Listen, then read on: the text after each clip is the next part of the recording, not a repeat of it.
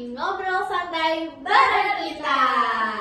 Nah, kali ini kita bakal bahas topik yang jarang banget disentuh sama anak muda, tapi sebenarnya penting banget buat dipahami, yaitu tentang jaminan kematian dari BPJS Ketenagakerjaan. Wah, dengar kata kematian aja udah bikin takut ya kak. Aku udah mikir panjang nih. Bisa dijelasin nggak sih sebenarnya jaminan kematian itu apa? Oke, jadi jaminan kematian atau biasanya itu disingkat JKM. Nah, itu tuh adalah salah satu program perlindungan sosial yang diselenggarakan oleh BPJS Ketenagakerjaan. Jadi program ini kasih santunan uang ke ahli waris kalau ada pesertanya yang meninggal dunia, tapi bukan karena kecelakaan kerja. Kalau misal meninggalnya karena kecelakaan kerja gimana tuh kak? Kalau itu beda lagi. Kalau karena kecelakaan kerja, manfaat dari program jaminan kecelakaan kerja atau JKK. Tapi kalau meninggalnya misalnya itu sakit atau ada sebab-sebab lain, itu masuknya ke JKM.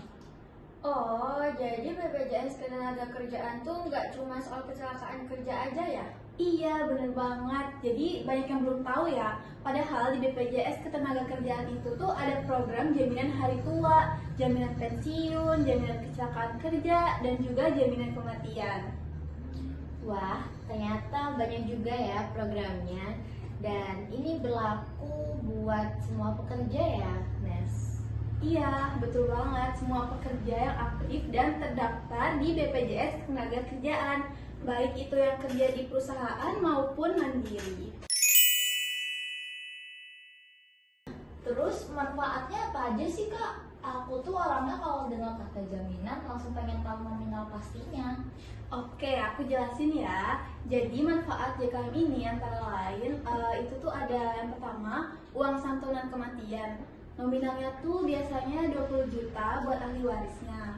Terus ada juga santunan berkala. Itu tuh kayak tambahan yang dikasih gitu selama 2 tahun sampai 3 tahun gitu.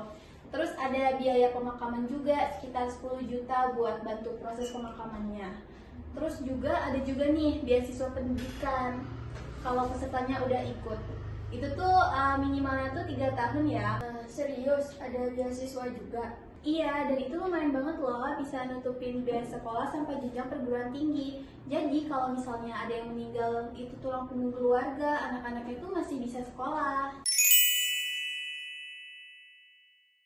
Ada contoh kasus nyata nggak sih biar kita makin kebayang nih? Ada loh, nih misalnya ada Pak Joko, dia itu seorang pekerja pabrik yang udah terdaftar di BPJS Ketenagakerjaan. Terus suatu hari beliau itu meninggal karena sakit. Nah, keluarganya ini itu dapat santunan kematian 20 juta. Itu berkala selama 2 tahun. Terus biaya pemakamannya juga 10 juta. Nah, ditambah lagi anaknya yang masih sekolah itu dapat beasiswa. Wah, itu lumayan bantu banget ya buat keluarganya. Proses klaimnya ribet nggak sih? Enggak kok, cukup siapin dokumen kayak KTP, kartu BPJS, terus surat kematian, surat ahli waris, sama beberapa berkas pendukung. Sekarang juga bisa lewat aplikasi BPJS-ku. Nah, terakhir deh, kenapa sih anak muda kayak kita harus peduli soal beginian? Kan kita belum kerja ya. Kalau dari aku nih ya, karena suatu saat kita pasti kerja, dan kalau nggak ngerti soal hak-hak yang kayak gini tuh bisa nanti nggak didaftarin sama perusahaan atau malah nggak tahu cara klaimnya.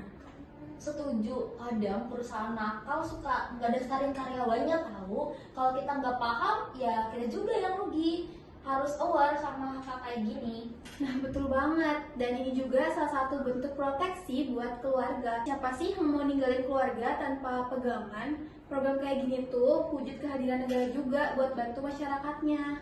Wah, keren ya. Jadi, mulai sekarang kita harus lebih peka ya sama jaminan-jaminan kayak gini. Oke deh Sobat Kampus, makasih buat Cici, Sophia, dan Nessa yang sudah nemenin ngobrol kali ini. Semoga obrolan kita ini bermanfaat ya buat semuanya.